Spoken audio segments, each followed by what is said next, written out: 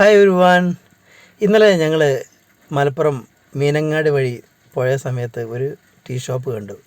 പഴംപൊരിയും beef കറിയും എന്ന് പറഞ്ഞിട്ട് അവിടെ കയറിയ സമയത്ത് ഒരുപാട് എണ്ണക്കടികളുണ്ട്, നല്ല നല്ല ടേസ്റ്റായുള്ള ഫുഡ്.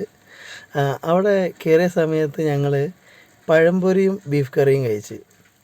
നല്ല ടേസ്റ്റ് പറഞ്ഞാൽ സൂപ്പറായിട്ടുണ്ട്. 2 പ്ലേറ്റ് ഞങ്ങൾ കഴിച്ചു.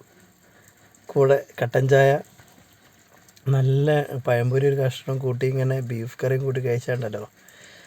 ഇതൊരുപാട് സ്ഥലത്ത് ഞാൻ കേട്ടിട്ടുണ്ട്, പക്ഷേ ആദ്യമായിട്ടാണ് ഇന്നലെ കഴിച്ചത്.